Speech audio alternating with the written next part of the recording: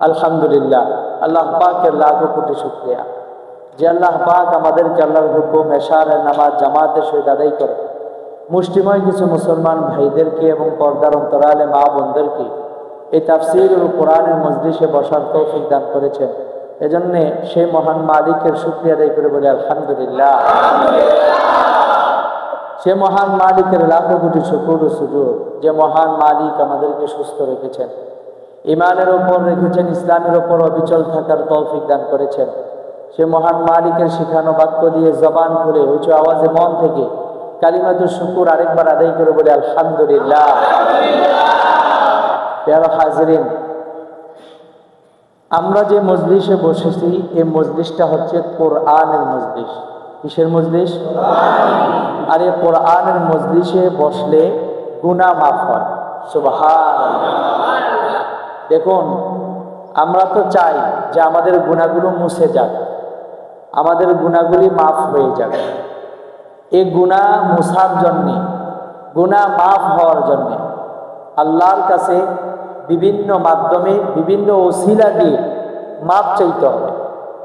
সেই ওসিলার বিনিময়ে আল্লাহ রাব্বুল আলামিন আমাদেরকে মাফ করে দিবেন, আমাদেরকে জান্নাত দান করবেন। ঠিক না বেঠিক? এজন্যে যেখানেই কোরআনুল কারীমের তাফসীর হবে সেখানে আমরা বসার চেষ্টা করব ইনশাআল্লাহ। সম্মানিত হাজিরিন, আমরা সূরাতুন নিসা নিয়ে আলোচনা করতেছিলাম। আজকে আপনাদের সামনে দুটি আয়াত তেলাওয়াত করেছি, 84 এবং 85 নম্বর আয়াত। এই আয়াত দুটির ভিতরে আল্লাহ সুবহানাহু ওয়া তাআলা কি বলেছেন? আমরা গত সপ্তাহে যে আলোচনা করেছিলাম, যে আয়াতগুলো তেলাওয়াত করেছিলাম, সেখানে আল্লাহ রাব্বুল আলামিন মুনাফিক এবং দুর্বল মনের যারা মুসলমান তৎকালীন আল্লাহ রাসূলের জামানায় ছিল তাদের অবস্থা তুলে ধরেছেন। আল্লাহ সুবহানাহু ওয়া তাআলা আজকে বলছেন ফাকাতিল ফি সাবিলিল্লাহ। অতঃপর হে নবী, আপনি আল্লাহর রাস্তায় জিহাদ করুন। কাকে বলছেন? কে বলছেন? কি করার জন্য? তাহলে তিনটা কথা স্পষ্ট করে নেই, অর্থ বুঝতে সুবিধা হবে। এক নম্বর হচ্ছে বলছেন কাকে, কি বলছেন? জিহাদ করার জন্য। ফাকাতিল ফি সাবিলিল্লাহ। এরপরে আল্লাহ পাক বলছেন লা তুকাল্লাফু নাফসাকা, লা তুকাল্লাফু ইল্লা নাফসাকা। ও নবী, আপনি জিহাদ করতে থাকুন। যদি দুনিয়ার কোনো মানুষ জিহাদ না করে, জিহাদের রাস্তা ছেড়ে চলে যায়, ইল্লা নাফসাকা, তাহলে আপনি শুধু একা হন, একাই যুদ্ধ করতে থাকুন। সুবহানাল্লাহ। ওয়াহারিদুল মুমিনিন, নবী গো আপনি মুমিনদেরকে উদ্বুদ্ধ করতে থাকুন। কিসের ক্ষেত্রে? জিহাদের ক্ষেত্রে তাদেরকে উৎসাহ দেন, তাদেরকে ওয়াজ করেন, তাদেরকে নসিহা করেন। আস্তে আস্তে তাদের মন জিহাদের প্রতি দাবিত হবে, তারা জিহাদ করতে থাকবে। ওয়াহারিদুল মুমিনিন, আপনি এভাবে কাজ চালিয়ে যান। এরপর আল্লাহ পাক বলেন আসাল্লাহু আইয়াকুফা বাসাল্লাযিনা কাফারু। কাফের মুশরিক যারা মুসলমানদের বিরুদ্ধে যুদ্ধ করার জন্য আসে, আল্লাহ পাক বলেন নিশ্চয়ই আল্লাহ রাব্বুল আলামিন কাফেরদের যুদ্ধকে বন্ধ করে দিবেন। বলেন সুবহানাল্লাহ। আল্লাহু আশাদ্দু বাসা। আল্লাহ পাক জিহাদের ব্যাপারে, যুদ্ধের ব্যাপারে, নিয়ম নীতির ক্ষেত্রে খুব কঠিন। ঠিক না বেটি? আল্লাহর বিধানে কোনো নমনীয়তা নাই। যেখানে বলছেন কাটো গর্দান, কাটতেই হবে। কাটার বিধান তো বিধানই, হাত কাটার বিধান তো হাত কাটই, পা কাটার বিধান তো পা কাটই, সঙ্গে সার করার বিধান তো সঙ্গে সার করই। এতে কোনো পিছপাও হওয়া যাবে না। আল্লাহ পাক বলছেন আল্লাহু আশাদ্দু বাসা, আল্লাহ যুদ্ধের ব্যাপারে কঠিন। ও আশাদ্দু তানকিলা, কাল কিয়ামতের ময়দানে আল্লাহ পাক যখন আযাবের ফয়সালা কারোর জন্য করে ফেলবেন, আল্লাহ পাক আযাব দেওয়ার ক্ষেত্রেও কঠিন। ঠিক না বেটি?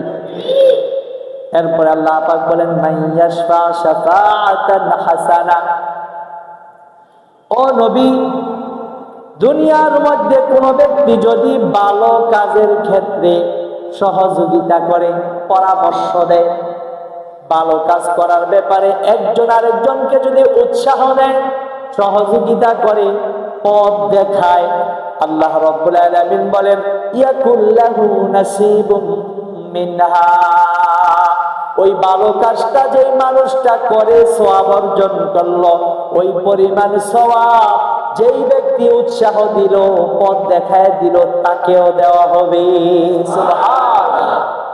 ওয়া মান ইয়াশফা শাফাআতান সাইয়্যাতান ইয়াকুল লাহু কিফলুম মিনহা, আর যে মানুষ অপর মানুষকে গুনাহের কাজের প্রতি উৎসাহ দেয়, গুনাহের কাজ করার জন্য সাহায্য করে, গুনাহের কাজ করার রাস্তা দেখায়া দেয়, আল্লাহ পাক বলেন ওই ব্যক্তি গুনাহ করলে যে পরিমাণ গুনাহ কামাবে, ওই সম পরিমাণ গুনাহ আল্লাহ পাক যে পথ দেখাইলো তার আমলনামায়ও দিবেন। নাউজুবিল্লাহ।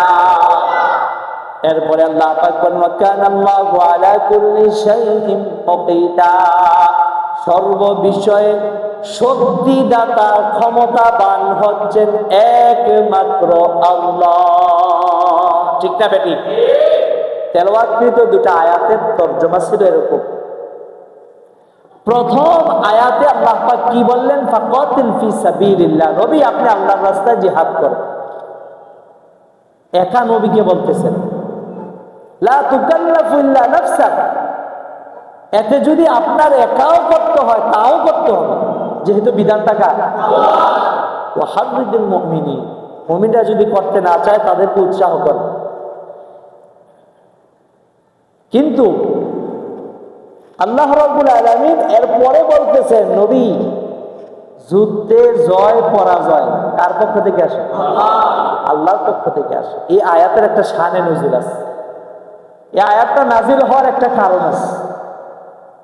মুসলমানদের যে যুদ্ধগুলো বিশ্বনবী পরিচালনা করেছেন, এর মধ্যে প্রথম যুদ্ধের নাম ছিল বদর, দ্বিতীয় যুদ্ধের নাম উহুদের যুদ্ধ। আমরা জানি উহুদের যুদ্ধে মুসলমানরা বাহ্যিকভাবে পরাজিত হয়েছে। ঠিক না বেঠিক? মুসলমান শহীদ হয়েছে কতজন? 70 জন। তো মুসলমানরা বাহ্যিকভাবে পরাজিত হয়েছে। আল্লাহ রসুল দামদার মুবারক কি হয়েছে? শহীদ হয়ে গিয়েছিল ওই যুদ্ধে। অনেক সাহাবী আহত হয়েছিলেন। তো ওই যুদ্ধে মুসলমানরা পরাজিত হয়ে যখন ফিরে আসে, আসার পথে আবু সুফিয়ান, যিনি পরবর্তীতে ইসলাম গ্রহণ করেছেন, ওই আবু সুফিয়ান তখনও কাফের ছিল উহুদের যুদ্ধের সময়। তো আবু সুফিয়ান আল্লাহর রসুলের সাথে একটা চুক্তি করেছিল, একটা ওয়াদা করেছিল। ওয়াদাটা ছিল, হে মুহাম্মদ, আজকে তোমরা পরাজিত হয়েছ, আবার তোমাদের সাথে সাক্ষাৎ হবে ছোট বদরের সময়। বদরে আসগর, ছোট একটা বদরের যুদ্ধ আবার ঘোষণা তারা করে গেল যে বদরের প্রান্তরে আরেকটা ছোট বদরের যুদ্ধ হবে। ওই যুদ্ধে আবার মুহাম্মদ তোমাদের সাথে সাক্ষাৎ হবে, সেই দিন আমরা আবার তোমাদেরকে পরাজিত করো, জয়ী হয়ে যাব। ঘোষণাটা ছিল কার?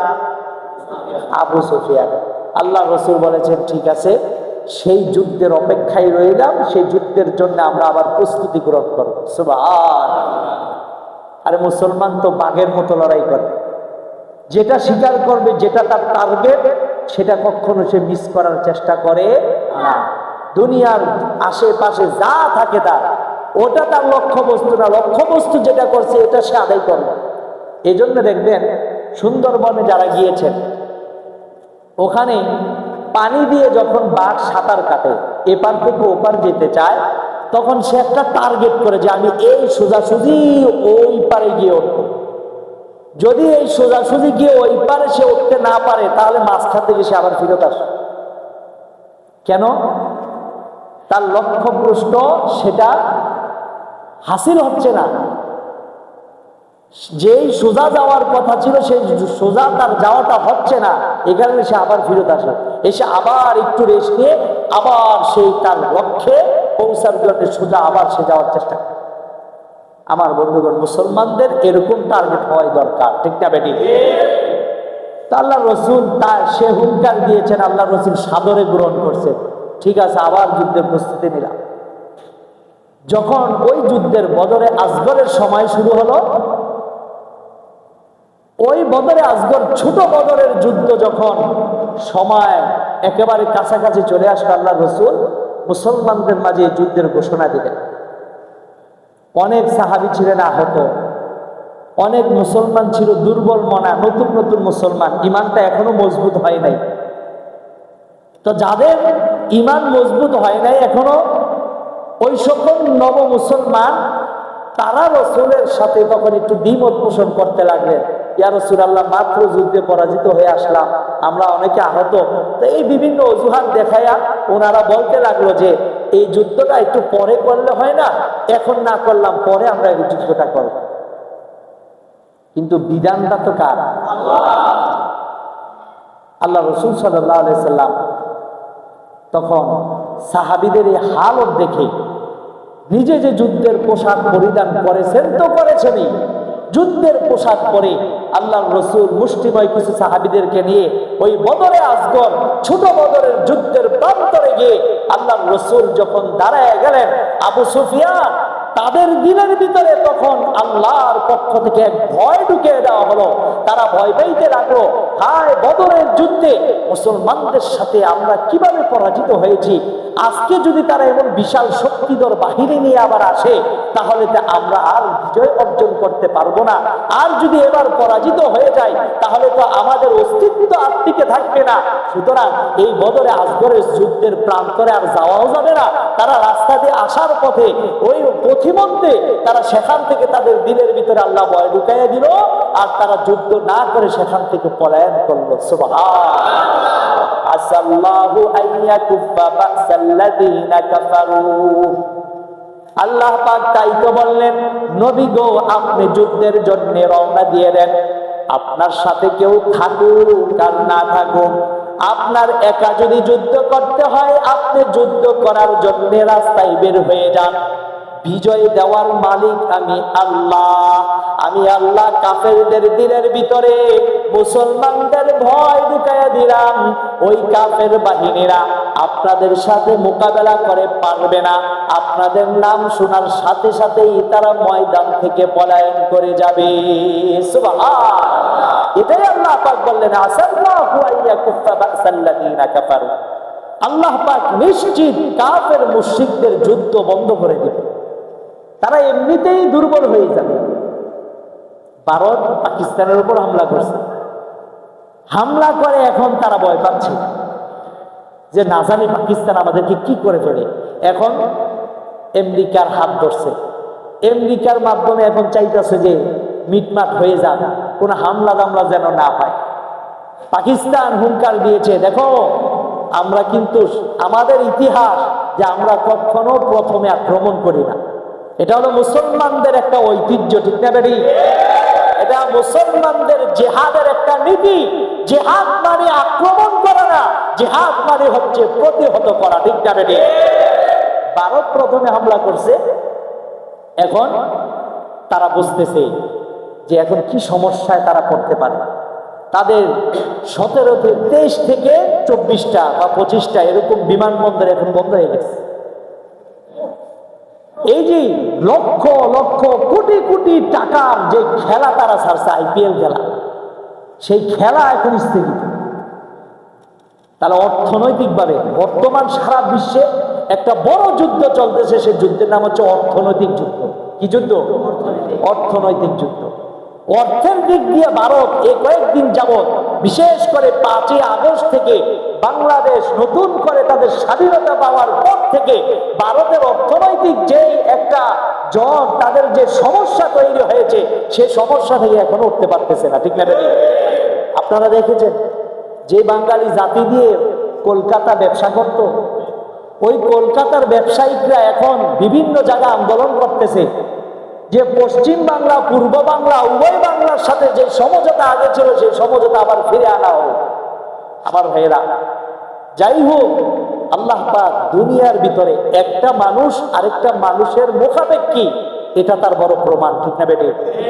তারা মনে করেছিল পেঁয়াজ বন্ধ করে দিয়ে বাংলাদেশে না খায় আর এই কুরবানি, গত কুরবানির সময় মনে করেছে যে আমাদের গরু ছাড়বো না, ইন্ডিয়ান গরু বাংলাদেশে যাইতে দেওয়া হবে না, দেখি তারা কিভাবে কুরবানি দেয়।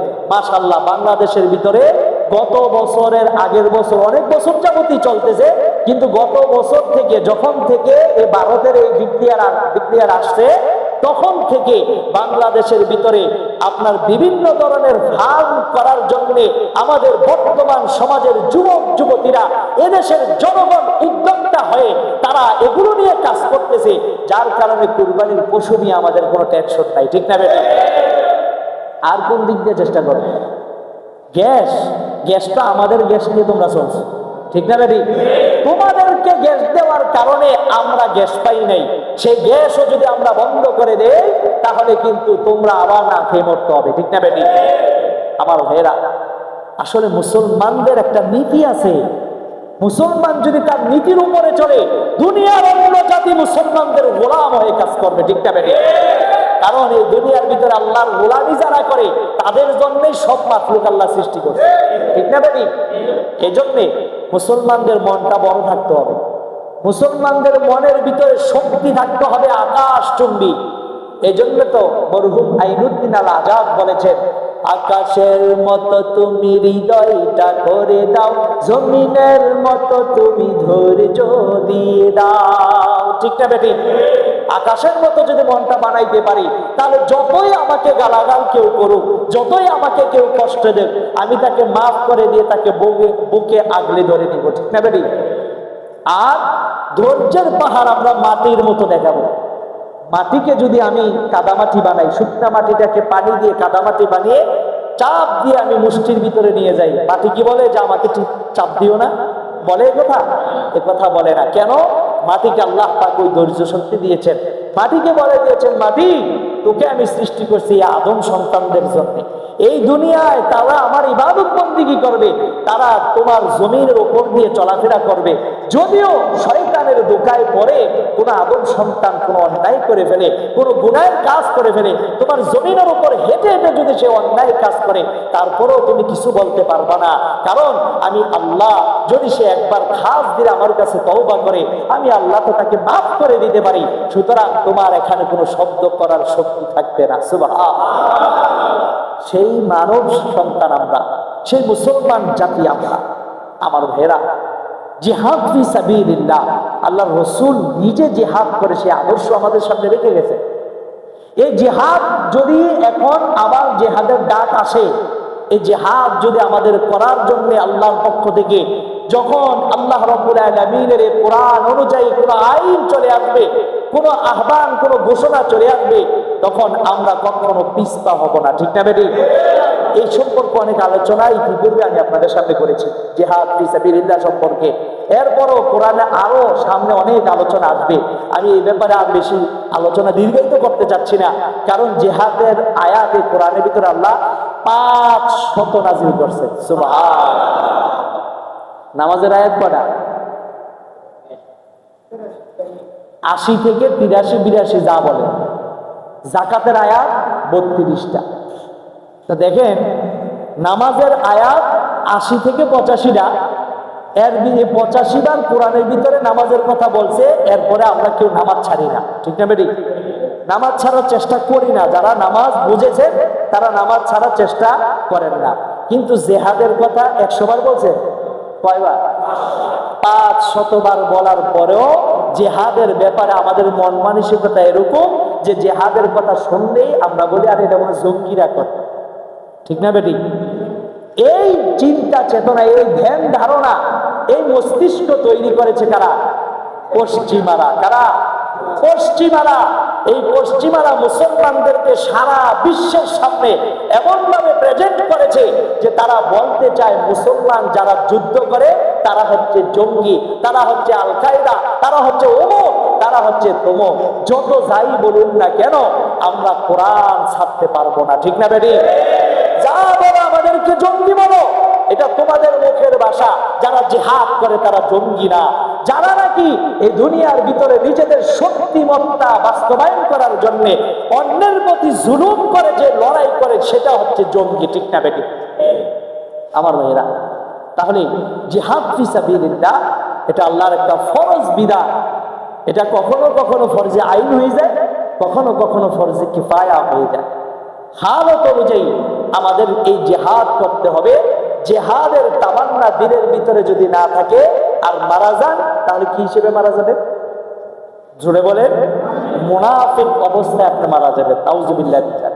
আল্লাহ আমাদের হেফাজত করুন, বলেন আমিন। আমার ভাইয়েরা, এরপর আল্লাহ পাক বলেন আল্লাহু আশাদ্দু বাসা। আল্লাহ পাক যুদ্ধের ব্যাপারে কঠিন। আল্লাহ রাসূল সাল্লাল্লাহু আলাইহি সাল্লাম এক যুদ্ধ শেষ করে যুদ্ধের পোশাক খোলার জন্য মানে যার যার বাড়িতে চলে গেছে। আল্লাহ রাসূলের যুদ্ধের পোশাক এখন খুলে ফেলবে। এই মুহূর্তে জিবরাইল আলাইহিস সালাম আসলেন। আসার পরে বলতেছেন, ইয়া রাসূলুল্লাহ, ইয়া হাবিবাল্লাহ, আপনি কি করছেন?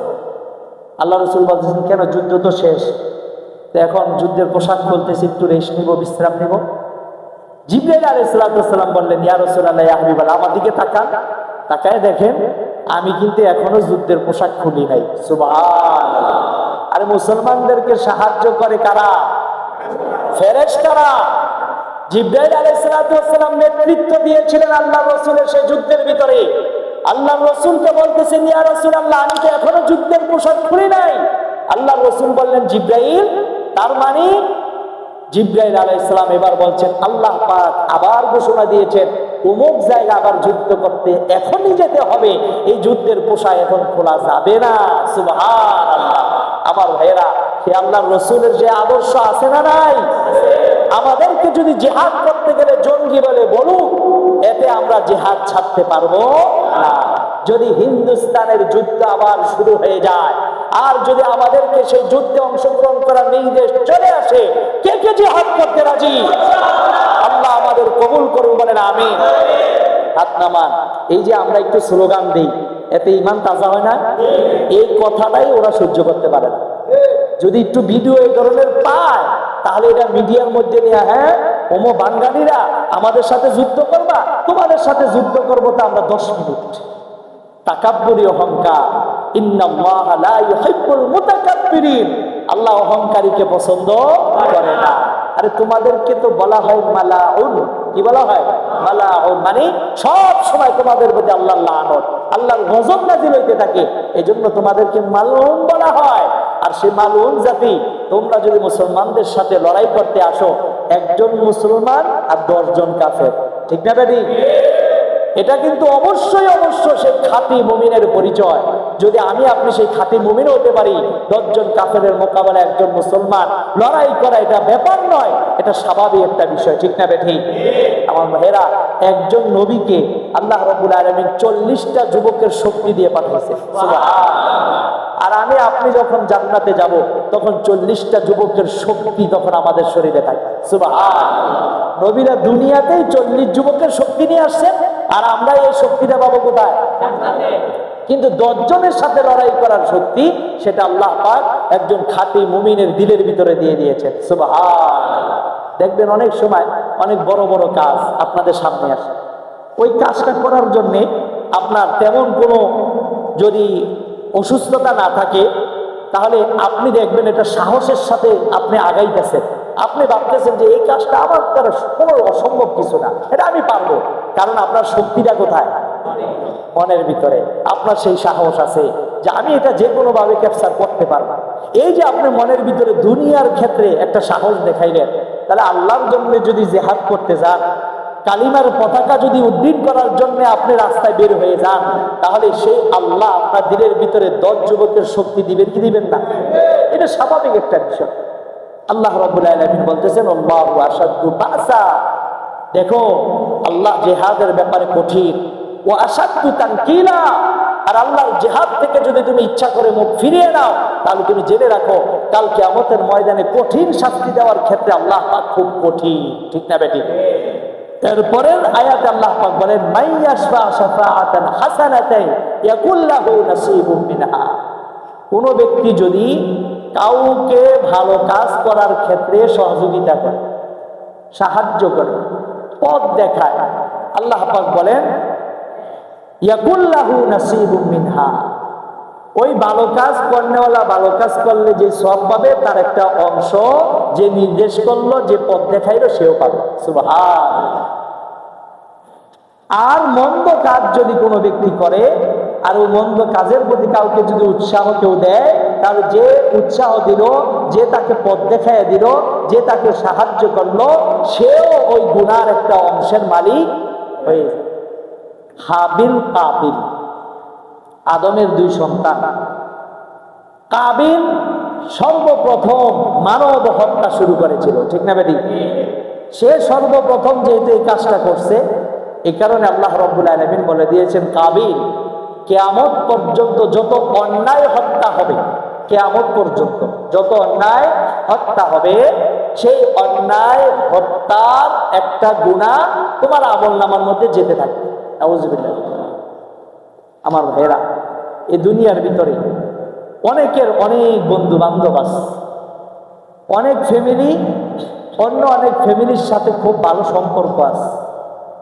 এখন দেখুন, আপনার দ্বারা কোনো মানুষ গুনার কাজ করে কিনা, আপনি কি কোনো গুনার উসিলা? আপনি কোনো কাজ করতেছেন, এই কাজটার কারণে কিছু মানুষ গুনার মধ্যে লিপ্ত হয়ে যাবে, আপনি কি এর কোনো উসিলা কিনা? যদি আপনি উসিলা হয়ে থাকেন, তাহলে আপনার এই কাজের দ্বারা যতগুলি মানুষ গুনাহ করবে, ততগুলি গুনার একটা অংশ আপনার আমলনামায় যাবে। নাউযুবিল্লাহ। আমরা ইসলামী ভাষায় একটা শব্দ শুনেছি, সদকায়ে জারিয়া, শুনছি না? সদকায়ে জারিয়ার ভিতরে এক নাম্বার হচ্ছে কি, নেককার সন্তান রেখে যাওয়া। এই সন্তান যতদিন নেকামল করবে, যতদিন বাবা মার জন্য দোয়া করবে, ততদিন বাবা মার কবরের ভিতরে সব যেতে থাকবে। সুবহানাল্লাহ। এই কথার প্রেক্ষিতে আমার একটা কথা স্মরণ হইল, 2 মিনিটের কথা আমি একটু স্মরণ করায় দেই। বর্তমান সমাজে, বর্তমান জামানায় সন্তান লালন পালন করা খুব কঠিন, ঠিক না বেটি? অনেকেই আমরা মনে করি যে এই সন্তানের জন্য নিজের জীবনটা ধ্বংস করে দিব। সম্ভব না। যা মনে চায় তা করুক, ওরটা ও করবো, আমারটা আমি করবো, ওর কোনো দায়িত্ব আমার কাছে। যদি আপনি এই চিন্তা করে থাকেন, তাহলে এটা যদি আপনি নাবালেগ সন্তানের ক্ষেত্রে করে থাকেন, তাহলে আপনি অন্যায় করতেছেন। আর যদি বালেগ হয়ে যাওয়ার পরে আপনি ভালো দিক নির্দেশনা দেওয়ার পর সন্তান এখন মানতে চায় না, তাহলে বালেগ হয়ে যাওয়ার পরে ছেলেদের জিম্মাদারি আর আপনার না। গত সপ্তাহে বলছি না, ছেলেদের জিম্মাদারি আর আপনার না, মেয়েদের জিম্মাদারি বিবাহ দেওয়া পর্যন্ত আপনার, ঠিক না বেটি? আমার ভাইরা, ছোট ছোট সন্তানগুলোকে এখন তারা চাইবে মোবাইল দেখবে। আপনি যদি মনে করেন থাক, ওই যদি একটু মোবাইল দেখে একটু রেস্টে থাকে, আমি আমার মতো মোবাইল দেখতে পারি। এজন্য বাসার মধ্যে যদি ছেলে, মেয়ে, বাবা, মা সহ 5 জন সদস্য হয়, তাহলে মোবাইলও করা 5টা। কেন? কারোটা যেন কেউ ডিস্টার্ব না করে। এজন্য ঘরের ভিতরে 5 মোবাইল, ওটা তুমি টিপো। আবার কেউ রেডিয়া রাখছে কি, টেলিভিশন, তুই টেলিভিশন দেখ, তুই ওটা দেখ, ল্যাপটপ দেখ, তুই কম্পিউটার চালা, এবং আরেকটাকে বলে যে তোর জন্য একটা ট্যাবও আনছি, এটা তুই চালা, আর আমাদের 2টা অ্যান্ড্রয়েড মোবাইল, এটা আমরা চালাবো, কেউ কারোটা ডিস্টার্ব করবি না, যার যার মতো চালাইবা, এরপরে তোমরা কি করো না করে তোমাদের ব্যাপার, আমারে ডিস্টার্ব করো, ঠিক না বেটি? এইভাবে চলতেছে, আমাদের সন্তানগুলোর মেজাজ করা হয়ে যাইতেছে। শোনেন, আমি মনে হয় এই 1 সপ্তাহের ভিতরে 8 থেকে 10টা বাচ্চাকে জারফুক করছে। প্রত্যেকটা অভিভাবকের কথাই হচ্ছে, হুজুর বাচ্চাটা খালি মেজাজ দেখেন, আর এটা সেটা বাড়িটা ভাঙ্গি ফেলে, কথা শুনতে চায় না, হুজুর একটু জারফুক করে দেন। এখন এই যে সমস্যাগুলো তৈরি হয়েছে, কেন হয়েছে? আমি 2টা কারণ বলবো, ভালো করে শুনেন। কয়টা কারণ? 2টা কারণ, এটা যাচাই করে আমি বলতেছি। আলহামদুলিল্লাহ, এটার উপর আমি আমল করার চেষ্টা করতেছি, এখন আপনারাও করার চেষ্টা করেন, ইনশাল্লাহ ফায়দা পাবেন। 2টা সমস্যা যদি আমরা দূর করতে পারি, আমাদের সন্তানরা আর মেজাজ দেখাবে না, আমাদের সন্তানরা আর বেয়াদবি করবে না, আমাদের সন্তানেরা আর রাগ গুসা করবে না। এই 2টা সমস্যার 1 নম্বর সমস্যা হচ্ছে অ্যান্ড্রয়েড, যত সিস্টেম আছে অ্যান্ড্রয়েড সিস্টেম থেকে বের হয়ে যাওয়া। মোবাইল বাচ্চাদেরকে দিবেন, এই মোবাইল দেখতে দেখতে তার মেজাজ হয়ে যায় খিটখিটা।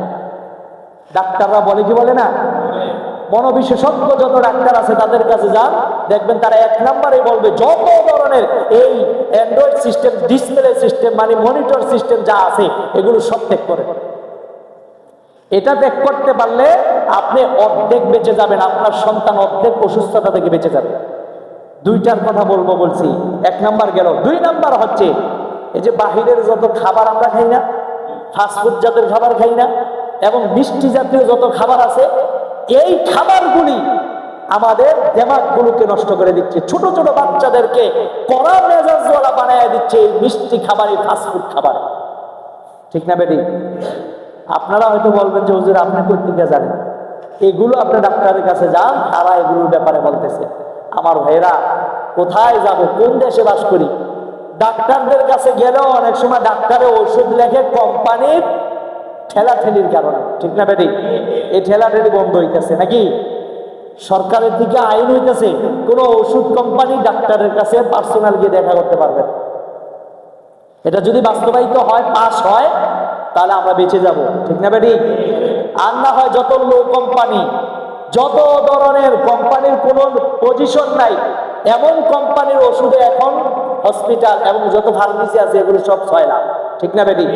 কিছুদিন আগে আমাদের কেরানীগঞ্জে না কোথায় জানি, চকবাজারের দিকে কয়েকজনকে ধরছে সার্জেল না নাম, গ্যাসের বড়ি খান। এই যে সার্জেল 20, এই যে ওষুধটা খান, এটার বেজাল এমন ভাবে শুরু হয়েছে যে তাদেরকে হাতে নাতে ধরছে, অনেকগুলো বক্স সহ তাদেরকে ধরা হয়েছে। এগুলো সব নকল সার। কি খাচ্ছি আমরা? আমার ভাইয়েরা, যতক্ষণ পর্যন্ত এই দিনটার ভিতরে আল্লাহর ভয় না ঢুকবে, ততদিন পর্যন্ত বাংলাদেশে যত আইন পাশ করা হোক, ওই আইনগুলো বাস্তবায়ন করে কোনো লাভ হবে না। কারণ আমার দিনের ভিতরে ভয় তো মূল ভয়টাই নেই। সে ভয়টা কি? আল্লাহর ভয়। আল্লাহর ভয় যদি দিনের ভিতরে থাকে, আমি আমার আলোচনা শুরুতে বলেছিলাম, ইদা উল মুসলিমি হারাম, মুসলমানকে কষ্ট দেওয়া হারাম। আপনি বেজাল খাওয়াইয়া মুসলমানদেরকে কষ্ট দিতেছেন না, তাহলে এটা কি জায়েজ না না জায়েজ? না জায়েজ। আমি যে কথায় ছিলাম যে আপনি বাহিরের যত চকলেট জাতীয় খাবার, এগুলো কি মিষ্টি না তিতা? ডার্ক চকলেট, এটা একটু তিতা লাগে নাকি? এটার ভিতরে ওই ধরনের কোন সুস্বাদু জিনিসগুলো দেওয়া হয় না, যেগুলো খাওয়ার দ্বারা মেজাজ কি হয়ে যায়, করা হয়ে যায়। তাহলে ডার্ক চকলেট ছাড়া অন্য যত চকলেট আছে, মিষ্টি জাতীয় যত চকলেট আছে, দেখবেন বাচ্চারা এগুলোই বেশি খায়, এগুলোই চায়। আমার বাসায় প্রায় 1 মাস যাবত আলহামদুলিল্লাহ আমি আমল করার চেষ্টা করতেছি। এই জন্য আমি বলতেছি আপনাদেরকে যে আমি আমার বাচ্চাদেরকে এগুলো দেই না। অনেক সময় এই সব দোকানের সামনে আসলে আমার বাচ্চারা বলে, বাবা আজকে একটা চকলেট দাও, আর খাবো না। তখন আমি ওখান থেকে ফিরে এনে বিভিন্ন কথা বলি যে না, এটা দেওয়া যাবে না, বা বিভিন্ন অন্য কথা, অন্য মনস্ক করে ফেলি, করে তারপরে ওখান থেকে নিয়ে যাওয়ার চেষ্টা করি। এটা হয়তো অনেকে দেখেন, অনেকে ভাবেন যে দেখছো বাচ্চাটা একটা চকলেট চাইছে, হুজুরে খাওয়াইলো না। কিন্তু আমি কেন খাওয়াইলাম না? আমি তার ভালো চাই না খারাপ চাই? আমার ভাইরা, এজন্য এই বিষয়গুলো বুঝতে হবে। আপনার সন্তান আপনাকে ব্ল্যাকমেল করবে, তুমি যদি আমার মোবাইলটা না দাও তাহলে আমি ভাত খাবো না, বলে কি বলে না? আপনি যদি ওই জায়গায় বললে যান, তাহলে শেষ। মনে করবেন যে তার জীবন ধ্বংস। সে ভাত খায় নাকি সে ছাই খায় সে কইতে পারে না। ঠিক না বেটি? সে শুধু জানে যে আমি ওই টাইমে আমার খাওয়াইছে, কি খাইছে কইতে পারবো না। কেন? ওই টাইমে সে কি দেখছে? মোবাইল দেখছে বা টেলিভিশন দেখছে আর খাইছে। এই জন্য তার খাবারের কোনো কাজ শরীরের ভিতরে করে না। আমার ভাইরা, কথাগুলি যদিও নাকি ডাক্তারদের কথা, আমি আপনাদেরকে একটু জানছি, এই জন্য আপনাদেরকে জানাইছি। যদি আমল করেন ফায়দা হবে, আমল যদি না করেন তাহলে এইভাবে জাল ফুকের জন্য খালি আসবেন। হুজুর ছেলেরা মেজাজ দেখে একটু ফু দেন, তো ফু দিলে আর কতগুণ থাকবে। শোনেন, আরেকটা ওষুধ, কোরআনী ওষুধ বলে দেয়। আপনার সন্তান দেয়া দাও, আপনার সন্তান কথা শুনে না, আপনার সন্তান বারবার মেজাজ দেখায়, 28 নম্বর পারায় যান, সূরা সফ। নাম কি? সূরা সফ। এই সূরা সফটা দেখা দেখা প্রতিদিন রাতের বেলা একবার পড়েন, পইরা আপনার সন্তানের 2 কানে ফু দেন। সূরা সফ প্রতিদিন একবার পড়ে আপনার সন্তান যারা আছে তাদের কানে ফু দেন, ডাইন কান বাম কানে ফু দেন। আপনি 1 সপ্তাহের ভিতরে রেজাল্ট পাবেন। কিন্তু এই রেজাল্টটা আপনি পাবেন তাৎক্ষণিকভাবে, আর আপনি খাওয়াইলেন বেজাল খানা, ওই যে বাহিরের খানা খাওয়াইতেছেন, আবার আপনি অ্যান্ড্রয়েড মোবাইলও দিয়ে রাখছেন, তাহলে ফুয়ের অ্যাকশন বেশিক্ষণ থাকবে? কারণ আপনি তো খাওয়াইতেছেন বিষ, আর আপনি ফু দিয়া করেন মরিস না মরিস না, তাহলে মরবো কি মরবো না? মরেই তো যাইব, কারণ খাওয়াইতেছেন তো কি বিষ। আমার ভাইরা, এই জন্য কথাগুলি একটু আমলে নেওয়ার চেষ্টা করি। আমরা অনেকে অতিষ্ঠ সন্তান লালন পালন করার ক্ষেত্রে। বর্তমান জামানার বাচ্চাদেরকে লালন পালন করার জন্য যে প্যারেন্টিং আছে, এই প্যারেন্টিং বেশি বেশি পড়ুন, এবং বাচ্চা লালন পালন কিভাবে করতে হয় এগুলো ভালোভাবে দেখুন। ইসলাম এ ব্যাপারে কি পরামর্শ দেয়, পরামর্শগুলো নিন। আমার ভাইরা, এই সন্তানগুলোকে আমরা ধ্বংস না করি, কারণ তারাই আমাদের ভবিষ্যৎ প্রজন্ম। তাদের ক্ষেত্রে আমাদের হাল ছাড়লে চলবে না। এই সন্তানগুলোকে আপনি কতটুকু পিটাবেন? আপনার সন্তানকে আপনি বাসায় খাওয়া দাওয়া করানোর ক্ষেত্রে বিরক্ত, একটা দেন গালে, একটা দেন পিঠে, আবার পারলে দেন পিছনে, আবার দেন পায়ে, আবার মনে চাইলে আপনার ডাইনে বামে যত লাঠি সোটা যা আছে ওটা দিয়েও বাড়ি শুরু করে, ঠিক না বেটি? আর মাদ্রাসায় স্কুলে যখন বাচ্চা দিয়ে যান, হুজুর আমার ছেলেরা কিন্তু মারা যাবে না। খেয়াল করেন, আপনার ছেলেটাকে মানুষের মতো মানুষ করে শিক্ষক, ঠিক না বেটি? যে মানুষের মতো মানুষ করার জন্য যেখানে আপনি তাকে দিয়ে আসলেন, সেখানে আর আপনি বলবেন হুজুর হাতটি আমার, গোস্ত চামড়া আপনার। আগে বলছে না? আগের কালে বাবা মারা বলছে না? এই জন্য ওই জামানার এসএসসি পাস, মেট্রিক পাস, বর্তমানে মাস্টার্স পাস সমান, ঠিক না বেটি? কারণ তাদের লেখাপড়াটা ওরকম হয়েছে, তারা ওই শাসনের ভিতরে ছিল। তবে হ্যাঁ, আধুনিক জামানায় এই সময়ের ভিতরে আমরা চাই না যে সব শুধু পিটাইয়েই মানুষ করতে হবে। হ্যাঁ, সকল বাচ্চাকে আমরা, এই কোমলমতি বাচ্চা, তাদেরকে আমরা আদর যত্নে বিভিন্ন কৌশলে তাদেরকে আমরা পড়ানোর চেষ্টা করব। এজন্য আমরা ওস্তাদদেরকে বলি যে আপনাদের চোখ আর জবানটা হবে তিতা। ভালো করে বুঝেন, আপনাদের চোখ আর জবান হবে কি? তিক্ত, তিতা। আর আপনার দিলটা হবে ভালোবাসায় ভরপুর। সুবহানাল্লাহ। কেন? দিল দিয়ে সন্তানগুলোকে মহব্বত করতে হবে। দিল দিয়ে যদি সন্তানগুলোকে মহব্বত না করেন, তাহলে এই সন্তান একটু উল্টাপাল্টা করলেই মাই, ঠিক না বেটি? আর যদি দিল থেকে মহব্বত থাকে, তাহলে আপনি আগে মারবেন। আগে আপনি কি করবেন? চোখ রাঙ্গাইবেন, চোখটা তিক্ত হবে। চোখ দেখে সন্তান ভয় পেয়ে যাবে। চোখের ইশারায় সন্তান বুঝবে যে আমার বাবা, আমার ওস্তাদ আমার প্রতি নারাজ হয়ে গেছে। সুতরাং এই কাজটা করা যাবে না। আগে চোখ দিয়ে আপনার এই শাসনগুলো করতে হবে, এরপরে জবান দিয়ে আপনি তাকে বিভিন্ন ভাষা ব্যবহার করে, আবার খারাপ ভাষা না, অন্যান্য রাগী ভাষা, শাসনের ভাষা ব্যবহার করে তারপরে সন্তানকে শাসন করতে হবে। তারপরও গায়ে হাত তোলা যাবে না। আমার ভাইয়েরা, আপনারা সন্তানগুলোকে বাসা বাড়িতে 1 ঘন্টা লালন পালন করার ক্ষেত্রে যতগুলো মাইল দেন, একটা ওস্তাদ 3 ঘন্টা পড়ানোর ক্ষেত্রে তার অর্ধেকও দেয় না, ঠিক না বেটি? এরপরও দেখা যায় অনেকের অনেক অভিযোগ। কিন্তু আমি বলতে চাচ্ছি একটা জিনিস, যে আমরা ডিভাইস থেকে বাচ্চাগুলোকে দূরে রাখি। আর 2 নাম্বার হচ্ছে বাহিরের যে মিষ্টি জাতীয় খাবার আছে, ফাস্টফুড জাতীয় খাবার আছে, এগুলো থেকে আমরা দূরে রাখার চেষ্টা করি। আমার ভাইয়েরা, তাহলে আমাদের ভবিষ্যৎ বেঁচে যাবে। অন্যথায় এই লুলা, এই অসুস্থ ভবিষ্যৎকে যদি আমরা রেখে যাই, তাদের থেকে আমরা তেমন কিছু আশা করতে পারি না। আমার ভাইয়েরা, যে কথাগুলো আসছে, কথাগুলো কি ছিল? ভালো কাজে সহযোগিতা করা, গুনার কাজে সহযোগিতা করা, উভয়টার ক্ষেত্রে অংশীদার হওয়া যায়, অংশ লাভ করা যায়, ঠিক না বেটি? তাহলে আমরা কোনটার ক্ষেত্রে সহযোগিতা করব? খারাপ কাজের ক্ষেত্রে সহযোগিতা করব না। কাউকে বলতে পারবো না। কেউ যদি বলে যে ভাই সিগারেট বেচে কই জানেন, তাহলে কি বলবেন? জানি।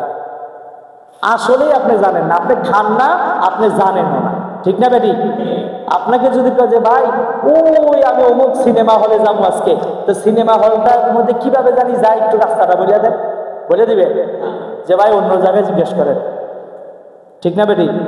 অমুক জায়গায় নাচ গান হইব, যাত্রা হইব, আপনারা জিজ্ঞেস ভাই আজকে না যাত্রা হইব, কোন জায়গায় জানি, জায়গাটার নাম একটু কয়ে দেন তো, বলে দিবে?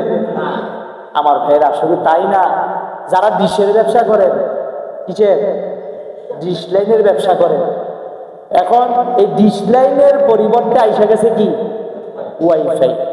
হাইফাই না, আমরা হাইফাই হয়ে গেছি। তো এখন ওয়াইফাই এটা দিয়ে আপনি ভালো মন্দ দুটাই করতেছেন, কিন্তু ডিশের লাইন দিয়ে এখন কোনো দরকার আছে? এখন এই ডিশের লাইন থাকলেই এই হিন্দি চ্যানেলগুলো বেশি দেখে, ঠিক না বেরিক? আর নাচ গান এগুলো বেশি দেখে। অনেকে বলবেন যে হুজুর এখন তো বাংলা টেলিভিশন বা বাংলাদেশের যত টেলিভিশন আছে এগুলোর ভিতরে তো কোরআন তেলাওয়াত হয়, ইসলামিক একটু আলোচনা হয়, অমুক হয় তমুক হয়। এখন কত অজুহাত সামনে আসবে। আপনার এই অনুষ্ঠানগুলো কি সারাদিন ব্যাপী হয়?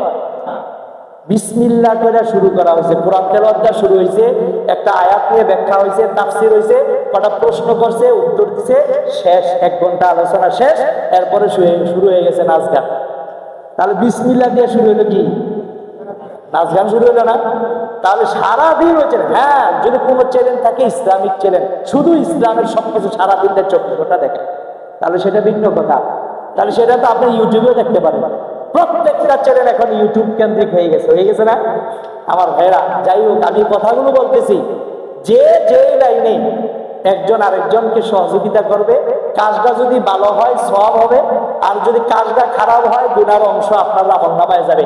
আপনি যদি এই খারাপ কাজের রাস্তা তৈরি করে দিয়া এরপরে আপনি মারা যান, মাশাআল্লাহ, ওই যে সদকা জারিয়ার কথা বলছি না, ওই সদকা জারিয়া যেমন নেক কাজের ক্ষেত্রে হয়, সদকাই জারিয়া আবার কিসের ক্ষেত্রে হয়? গুনার ক্ষেত্রে হয়।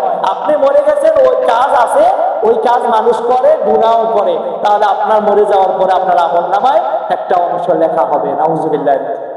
আমার ভাইরা, আয়াতের শেষে আল্লাহ পাক বলেছেন ওয়া কানা আল্লাহু আলা কুল্লি শাইইন মুকিতা। এই যে নেক কাজ করার তৌফিক দেওয়া, গুনার কাজ মানুষ করে।